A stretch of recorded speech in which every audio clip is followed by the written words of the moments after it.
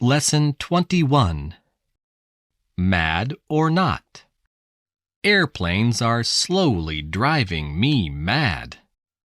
I live near an airport, and passing planes can be heard night and day. The airport was built years ago, but for some reason it could not be used then. Last year, however, it came into use. Over 100 people must have been driven away from their homes by the noise. I am one of the few people left. Sometimes I think this house will be knocked down by a passing plane. I have been offered a large sum of money to go away, but I am determined to stay here. Everybody says I must be mad, and they are probably right. Lesson 22. A glass envelope. My daughter, Jane, never dreamed of receiving a letter from a girl of her own age in Holland. Last year, we were traveling across the channel, and Jane put a piece of paper with her name and address on it into a bottle. She threw the bottle into the sea. She never thought of it again, but 10 months later, she received a letter from a girl in Holland. Both girls write to each other regularly now. However, they have decided to use the post office. Letters will cost a little more, but they will certainly travel faster. Lesson 23. A new house. I had a letter from my sister yesterday. She lives in Nigeria.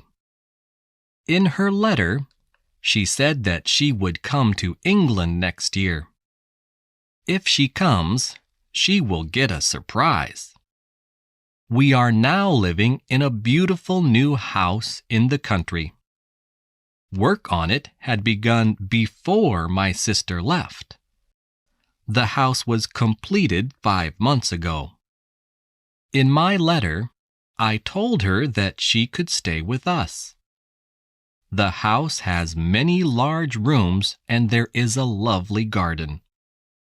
It is a very modern house, so it looks strange to some people. It must be the only modern house in the district. Lesson 24. It could be worse. I entered the hotel manager's office and sat down. I had just lost £50 and I felt very upset. I left the money in my room, I said, and it's not there now.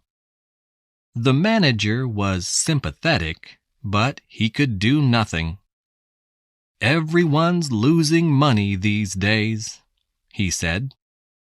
He started to complain about this wicked world, but was interrupted by a knock at the door. A girl came in and put an envelope on his desk. It contained £50. I found this outside this gentleman's room, she said. Well, I said to the manager, there is still some honesty in this world. Lesson 25. Do the English speak English? I arrived in London at last. The railway station was big, black, and dark. I did not know the way to my hotel, so I asked a porter. I not only spoke English very carefully, but very clearly as well. The porter, however, could not understand me. I repeated my question several times, and at last he understood. He answered me, but he spoke neither slowly nor clearly. I am a foreigner, I said. Then he spoke slowly, but I could not understand him. My teacher never spoke English like that.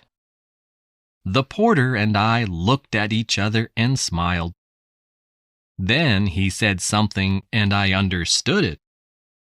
"You'll soon learn English," he said. I wonder.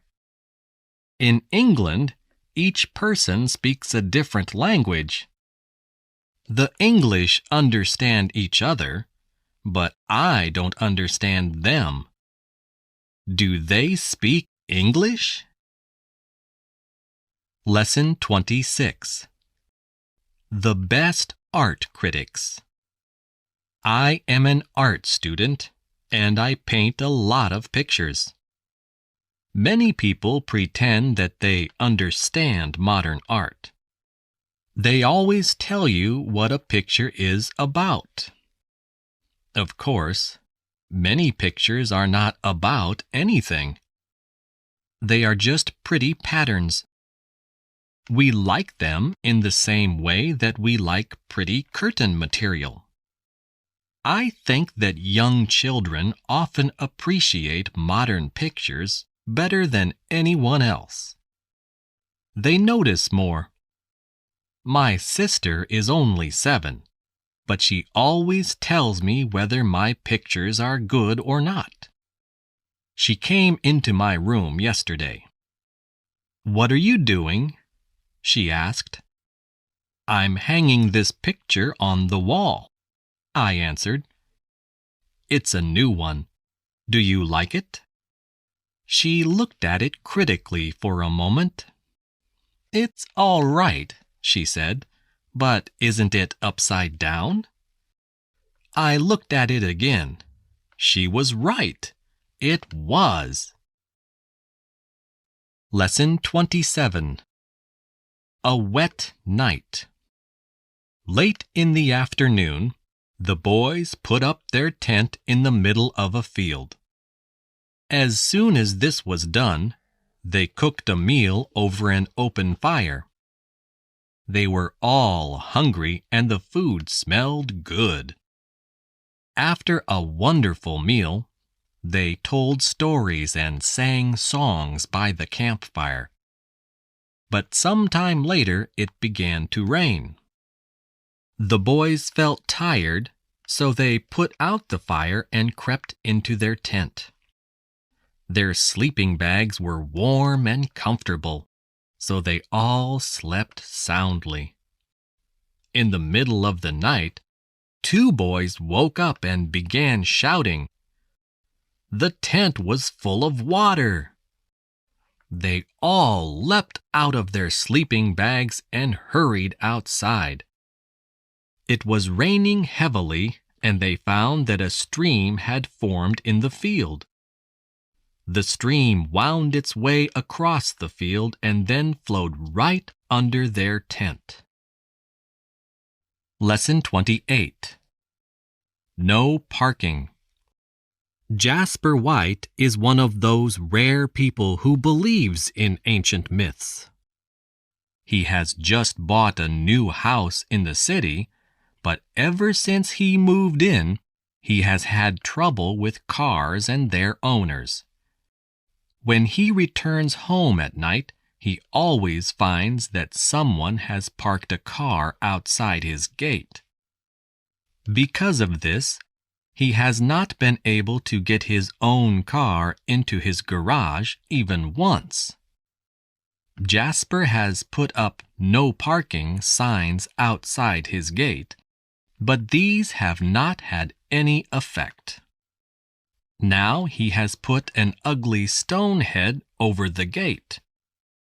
It is one of the ugliest faces I have ever seen. I asked him what it was, and he told me that it was Medusa, the Gorgon. Jasper hopes that she will turn cars and their owners to stone. But none of them has been turned to stone yet. Lesson 29. Taxi. Captain Ben Fawcett has bought an unusual taxi and has begun a new service. The taxi is a small Swiss airplane called a Pilatus Porter. This wonderful plane can carry 7 passengers. The most surprising thing about it, however, is that it can land anywhere, on snow, water, or even on a plowed field. Captain Fawcett's first passenger was a doctor who flew from Birmingham to a lonely village in the Welsh mountains. Since then, Captain Fawcett has flown passengers to many unusual places. Once, he landed on the roof of a block of flats, and on another occasion, he landed in a deserted car park.